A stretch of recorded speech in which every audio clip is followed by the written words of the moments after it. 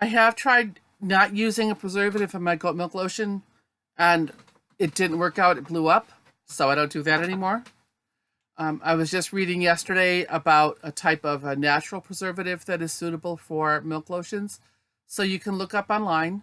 I've been using Germall too because I don't want to have any parabens, which are cancer causers. But I may also be looking into this other new one. I have to look into it more. There are some ethical issues that you'll have to deal with in the world of soap making, and it's up to you how you want to deal with them. The first one you're going to deal with is the palm oil issue. All right. Palm oil is harvested from the fruit of the palm tree, and the trees that they get palm oil and palm kernel oil from are in the deserts, are in the jungles along the equator. Those are the same places that are home to Indian elephants, to orangutans, to all sorts of endangered species. And unfortunately, in an effort to get that palm oil, they're deforesting the area. Or they may be deforesting it to plant or, palm plantations, or they may be doing it to harvest the lumber as well.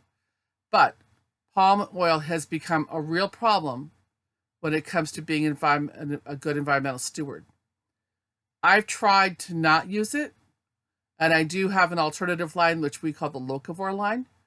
But my customers, I'd already developed a good following using the recipe that I had been using. So rather than ditch all those customers and lose that customer base that I'd worked so hard to build up, I now spend more money and get either organic or sustainably raised palm oil. What that does for me is it gives me a somewhat peace of mind in knowing that I've done what I can do, still using palm oil, but to support the sustainable practices. The roundtable for the promotion of sustainable palm oil sustainability, they are the governing board that's trying to encourage sustainable practices. By supporting people who work with them, I am doing what I can do to shift the market. I also have my locavore line, which brings us to the next issue of animal rights.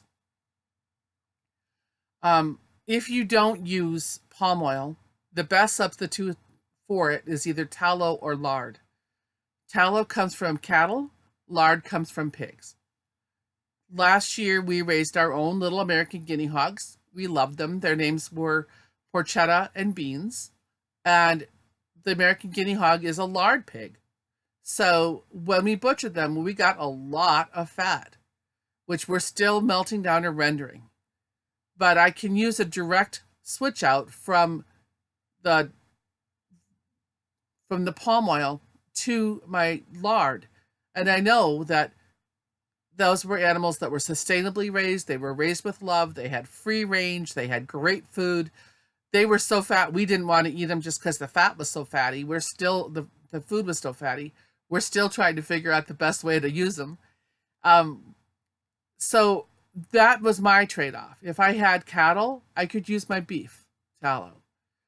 But a month ago, I went to a market where a woman was very concerned about palm oil. She asked if I had palm oil in my soaps, and I said yes. And she started to scoff, and I said, or we have our locavore line, which uses lard instead of the palm oil. And she said, oh, I don't want dead pig in my soap. So instead, she would rather use coconut oil, which may over dry her skin, or soybean oil, which may or may not be sustainable, but definitely contains more phytoestrogens than she probably wants to deal with. There are trade-offs. And to me, using my own lard from my own well-loved pigs helps value their life more than if I were to just buy the palm oil. However, I understand that a lot of people, they like the product that we made. We made it before anybody understood the problem with the deforestation. And so we now offer the two lines. So those are issues you're going to deal with. You also have the insurance issue, which you're going to have to deal with. If you're going to be selling at farmers markets or in stores, and we're now in 6 stores or more, many of them are going to want you to have insurance to protect their own hind ends. It's expensive. I've got a farm insurance. The farm insurance will cover any value-added product that I make, with the exception of if I produce fresh milk for sale. Then I could get a different policy that will cover that. So, if you're going to be making soap for sale, you need to. If you're going to be making soap for sale, you need to deal with that reality of where you're going to get insurance from. You can find crafters insurance at the Handcrafted Soap Makers Guild. It's expensive, but they're pretty much the only game in town if you don't have a farm. So check into that. You can sell to your friends, and that may be enough for you. But if you really want to try and have the farm pay for itself through your soap or your other products, it's a good idea to have insurance.